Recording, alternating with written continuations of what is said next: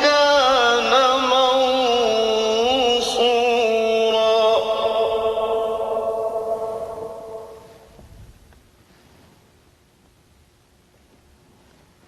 ولا تقربوا مال اليتيم بالتي هي أحسن حتى يبلغ أشده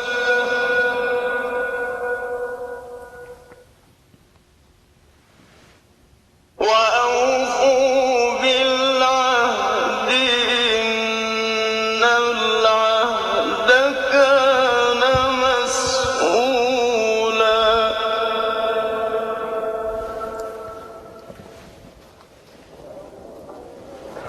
وأوفوا الكيل إذا كلتم وزنوا بالقسطاس المستقيم.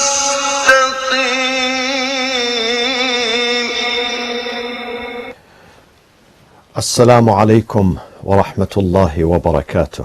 بسم الله الرحمن الرحيم. الحمد لله رب العالمين، والصلاة والسلام على أنبياء الله جميعا وعلى سيدهم وخاتمهم حبيب إله العالمين أبي القاسم المصطفى محمد.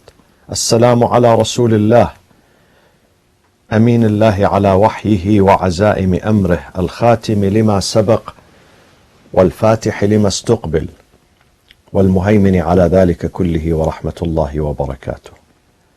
السلام على صاحب السكينة، السلام على المدفون في المدينة، السلام على المنصور المؤيد، السلام على أبي القاسم المصطفى محمد صلى الله عليه وعلى أهل بيته الطيبين الطاهرين المعصومين، وعلى سيدنا ومولانا الإمام أبي عبد الله الحسين،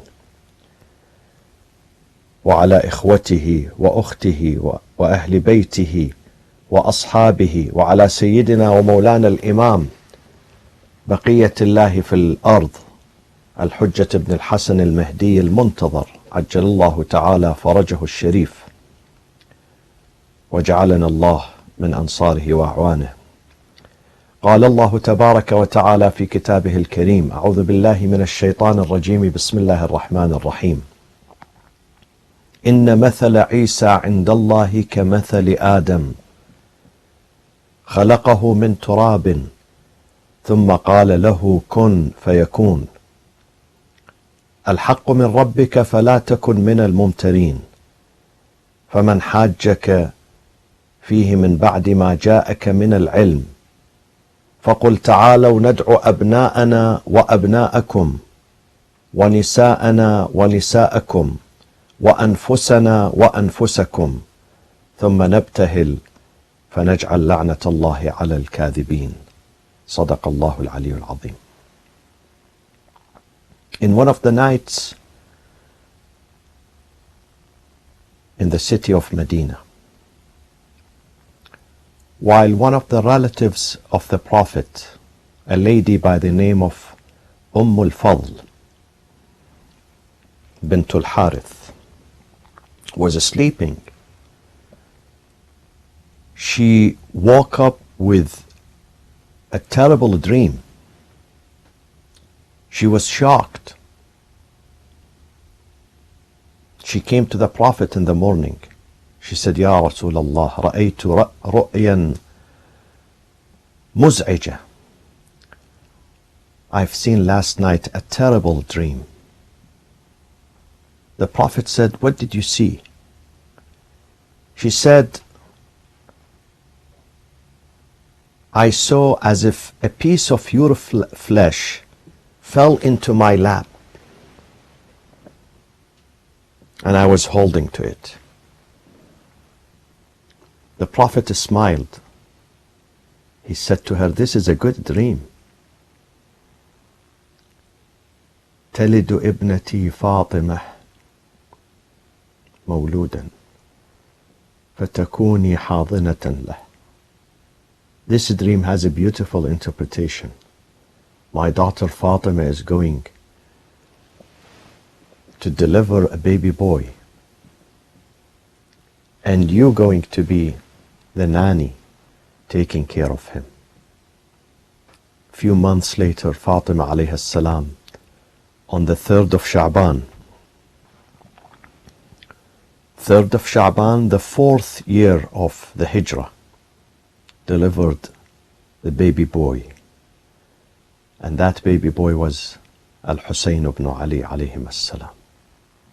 Beautiful baby, courageous baby, a blessed and a purified baby. So the Prophet was informed, and he came to the house of his daughter Fatima. Asma bint Umays was a lady who was taking care of Fatima and her household and her children, helping her out with raising her children. So Asma was carrying the baby boy. The Prophet turned to her, saying, Ya Asma, nawilini ibni. Pass this baby to me, give him to me, let me see him. The Prophet recited the adhan in his right side ear and the iqamah in his left side, and he prayed for him, and then he named him Hussein. But then Asma was looking at the Prophet. She saw tears coming down of the Prophet's eyes.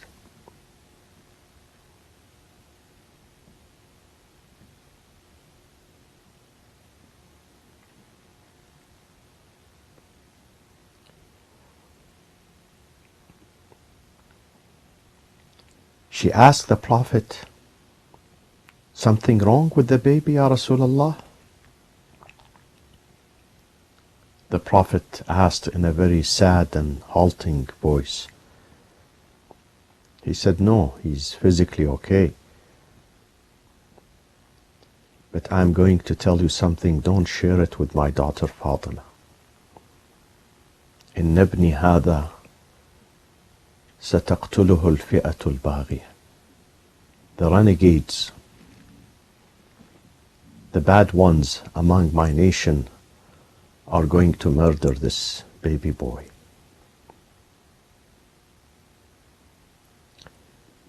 The baby was raised by the Prophet sallallahu alaihi wasallam.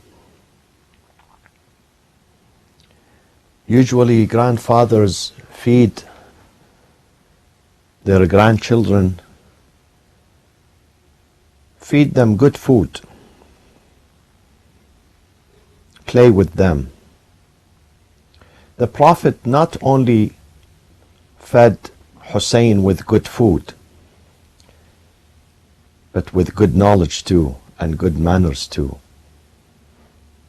Because he saw in this baby boy his own continuation, the continuation of Islam, the continuation of the message of the Prophet, the message that is based on peace, on respect, on mercy and compassion, on goodness and kindness.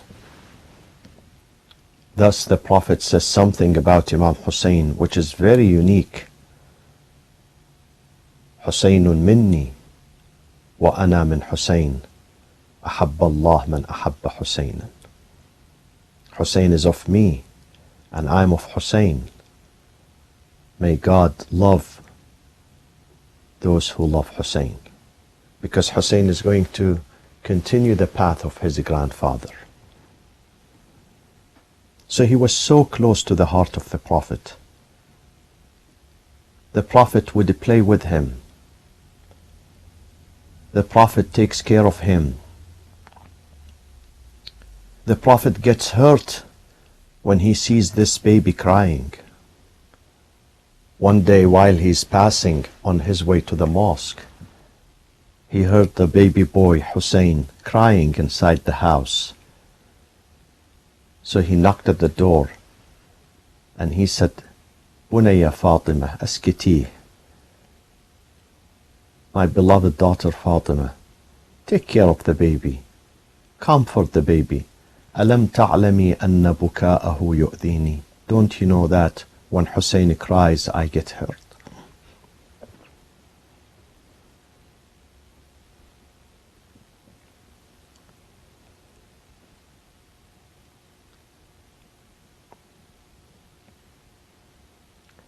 In another occasion, the Prophet was leading the congregational prayers in his mosque. And it was the final sajda, the final prostration before he concludes the prayers. Sahaba, the companions, noticed that this last sajda was prolonged, more than usual. Prolonged and prolonged. Then the Prophet raised his head and he concluded the prayers with tashahhud and taslim. When he concluded the prayers, some of them came to the Prophet saying, Ya Rasulullah, Asahawta am uhiya ilayk. Why your sujood prostration took more than usual this time? Did you forget? Or you were receiving the wahi, the revelation? The Prophet answered, Kullu dhalika lam yakun. None of this happened. Wa innama. But my son Hussein was riding my back during prostration. فَكَرِهْتُ أَنْ أَعْجِلَهُ. I disliked to hasten him to come down. I wanted him to enjoy the ride. My friends, this is unusual. This is very unusual. This is mind-boggling. The leader of Islam, the messenger of God, the greatest person in this universe, performing the greatest act, the holiest act, the most spiritual act. And when a baby of 4 or 5 years old rides his back, he allows him to enjoy the ride. The Prophet does not raise his head from sujood until Hussein finishes the ride, takes his time. What does that mean? Doesn't that tell you that Hussein was unusual, an extraordinary boy? Doesn't that tell you that Hussein had a special place, very, very special place, unique position in his grandfather's heart? On another occasion, the Prophet was giving a speech in the mosque. The mosque was packed. People would pay attention to the Prophet when he speaks, sallallahu alayhi wa alihi wasallam. Hussein was a baby, and Hussein lives next door. There is only one door that separates the house of Hussein alayhi salam from the mosque of the Prophet. Only one gate. And sometimes the kids of the Prophet used to play inside the mosque. The mosque was their courtyard. The mosque was their playground. And that's with the permission of God. When the ayah of Tahara and Ghusl came down, that if any one of you is junub, in a state of impurity, then he or she should perform the ghusl, and they are not allowed to stay in the mosque. Jibreel came upon the Prophet saying, Ya Rasulullah, you have to shut all these gates, all the rooms that open up to the mosque that belongs to your wives has to be shut, and leave only one door open. That door does not shut. That door has a direct access to the mosque, and that is the door إلا باب علي وفاطمة. the gate of Ali and Fatima is always open to the heart of the mosque. So kids would go inside the mosque and play. The Prophet is giving a speech. People are paying attention to him. Hussein came running whenever he sees his grandfather, whether he's sitting or praying or even speaking, he would run. He would run to him. So while he was running, he trampled and he fell down. The Prophet left the pulpit. فَنَزَلَ رَسُولُ اللَّهِ مِنْ عَلَى مِنْبَرِهِ. He could have said to anyone, can you get this baby boy? Can you bring him to me? Can you carry him? He never said that. He himself left the podium, left the pulpit, the minbar. And the minbar has steps. He left it and he ran into the baby boy. And he carried Hussein. And then he went back to the pulpit. And he continued his speech while he was carrying Hussein in his arm. حسين مني وأنا من حسين أحب الله من أحب حسين. Historians tell us that more than 20 different times in 20 different occasions the Prophet wept for Hussein when he was a baby. Wept. More than 20 times in 20 different locations. The Prophet wept for Hussein when Hussein was a baby boy because of what will happen to him in Karbala on the day of Ashura. To remind his nation, to remind his community that Hussein is continuing my path, so you must support Hussein. If you are there during his time, then you have to go with him and support him. If you are not there, if you come after him, then you have to be sympathetic to him. You have to support him with your heart, with your mind, with your work. إن كان لم يجبك بدني عند استصراخك. If my body did not follow you عند استنصارك, I was not there, then فقد أجابك سمعي وبصري. Now I am following you, Ya Hussein. Maybe 1400 years ago I was not there to stand with you and support you and heed your call. But today I am there to continue your path, to do what you want me to do. Hussein wants me and wants you to fight oppression, to reject oppression. Hussein wants me and you to fight corruption in our homes, in our communities, in our societies. Hussein wants me and you to stand with the oppressed, to stand with the needy, to stand with the forgotten, to stand with the disfranchised who have no voice in the society. God is testing us nowadays with a very, very difficult test. Part of this test that we are experiencing today, because we did not help the poor and the needy, because most of the rich people were busy having fun, enjoying their time, not paying attention to the cries, to the tears, to the pain of the poor and the needy. According to the governor of California the other day, we have 150,000 homeless people in this state. This state is nicknamed Golden State. Golden. Our state is the 5th largest and strongest economy in the whole world. We have 150,000. They can fill a huge town, a huge city, 150,000. It's not a small number.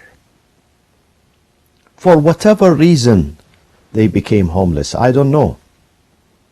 Because of drugs? I don't know. Because of drinking? I don't know. Because of mental illness? I really don't know, and I don't want to know. All what I know is that we have 150,000 homeless in our golden state. You think God would remain silent about this? If those people, many of them are voiceless, they can't find food to eat, they cannot find basic sanitation to clean themselves, they cannot find a place to stay, a shelter, sheltering them from the cold, from the rain, from the heat. They don't have medicine, they don't have care, they live lonely. They are depressed, they are deprived. God would remain silent? God would not remain silent. God says, I will shake the earth. I will shake the people of the earth. So they wake up and they pay attention to the pain and the suffering of their neighbors. This is why. This is part of why we are experiencing this nowadays.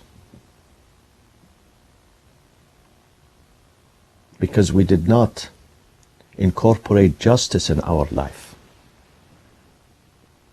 Because we did not care about our neighbors. People of our town, people of our city, people of our neighborhood were forgotten.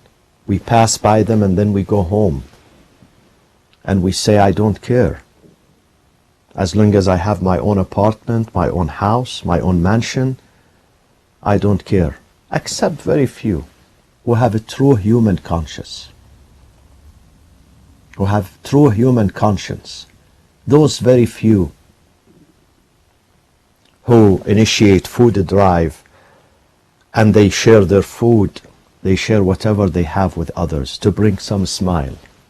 But those are very few. Imam Hussein alayhi salam one day was with some of his companions outside the city of Medina. They were tired of traveling, so they passed by a ranch, Mazra'a. And the weather was a bit cold.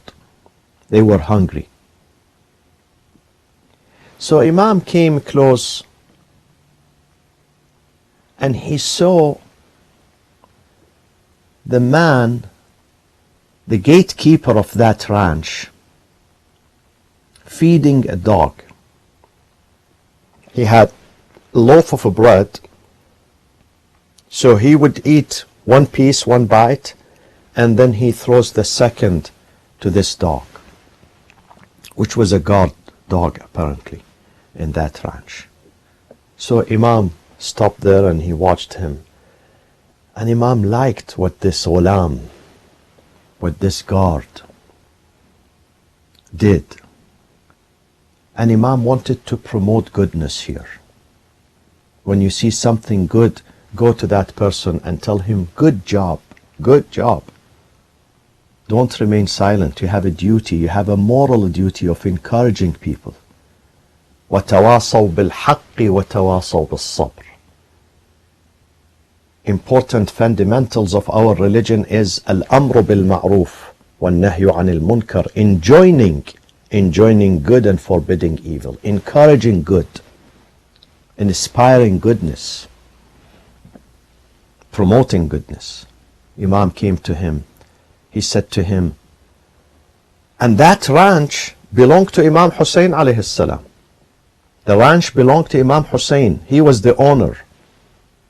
And Imam Hussein was with his companions. So he came to that ghulam, to that man who works for Imam Hussein. He said to him, number one, I am going to free you for the sake of God. You are a free man from now. Number two, you're going to be an owner of this ranch. So the ghulam said, why, Ibn Rasulullah? Why you are giving me this big ranch? He said, because though it seems that your act is humble and simple, but during this time and age, this act of goodness bears a lot of value, a lot of credit. So I want to reward you for this good act, because you did not know that I'm standing there watching you. You didn't notice.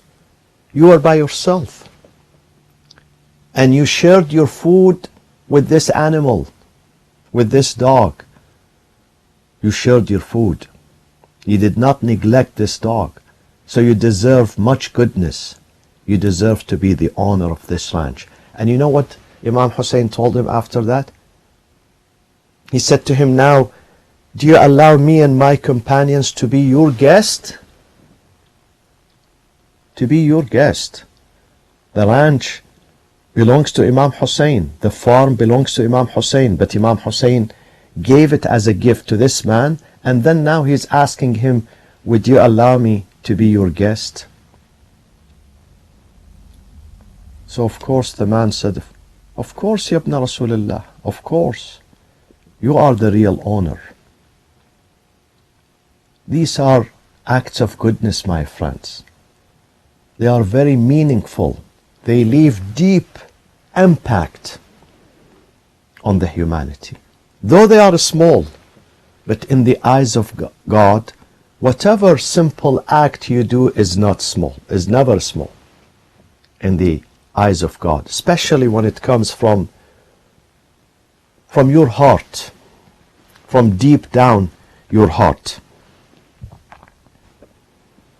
Another man, Imam Hussein visited him while he was bedridden. He was on deathbed during his last hours of his life. So Imam found this man very sad and very depressed. He said to him, why you are depressed? Why you are sad? This is Osama ibn Zayd. His name is Osama ibn Zayd.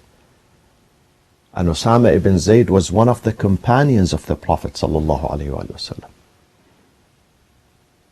He said, Ya Ibn Rasulullah, I've taken money as a loan, and I have a debt now, and I cannot fulfill it, and I'm going to die, and I don't know how my family are going to handle that after my death.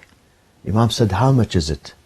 He said, 60,000 dirham, 60,000 dirham, silver coin, 60,000 silver coins. Imam simply said to him, Ana aqdiha lak.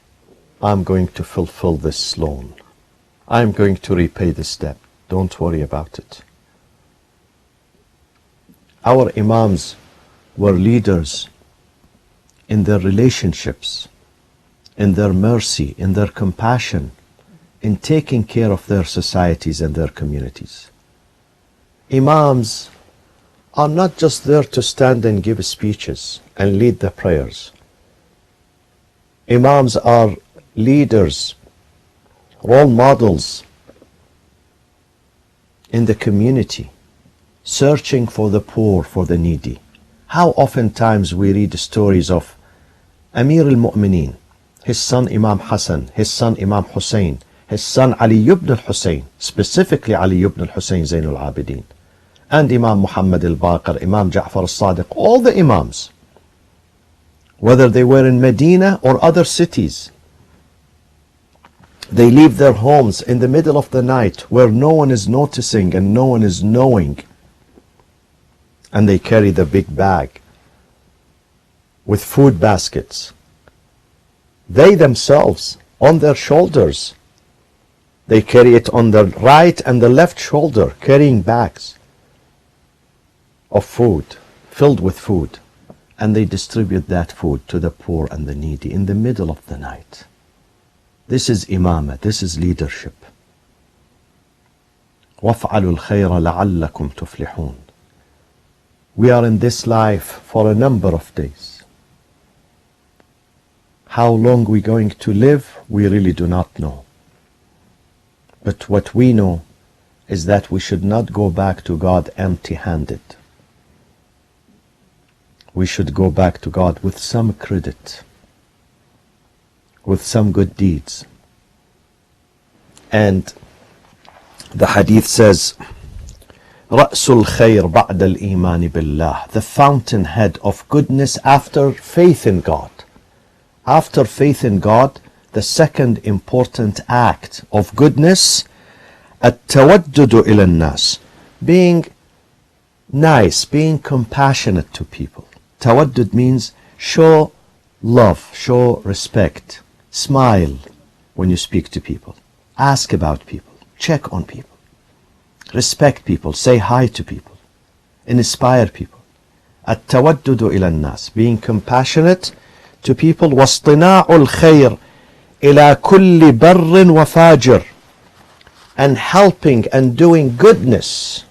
اصطناع الخير to every good or evil person in the community. Not just to the good, even if you think that this family is not a good family. This family is not a practicing family. This family is not a good Christian family, is not a good Islamic family. Yet you go to them and you help them out, and you don't ask about people's nationalities or identities or religion. God once said to Abraham, I want you to help people and don't ask about their belief. Leave it to me. Leave the issue of belief to me. Do not interrogate people. Never say to people, do you believe in God or you don't believe in God?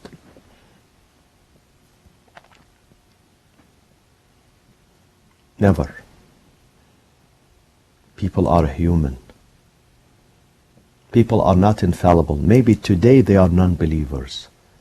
But if you do good to them, they become believers. Maybe God wants you to invite them through your compassion and through your mercy.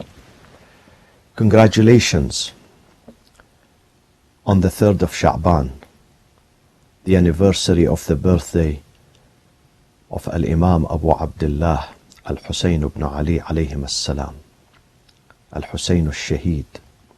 May Allah enlist us with his companions, with his helpers, with his followers. Sha'ban 4th is going to be the birthday of another hero. A hero whose life concluded at the age of 33 or 35. And that is the younger son of Hussein, his younger son, Al-Abbas ibn Ali, alayhim as-salam. On the 5th of Sha'ban, we are witnessing another wonderful day that brought us Al-Imam Ali ibn al-Hussein, Zayn al-Abidin, as-Sajjad. Congratulations to all of you, my friends, my sisters, my brothers. Let me say this to you, I miss you all. I miss you all. One of the ni'mas, one of the blessings of God that maybe we did not appreciate fully, maybe we took for granted, is the mosque, the Islamic center, where we gather to worship, to pray together, to socialize, to greet each other, to be with each other, to learn together.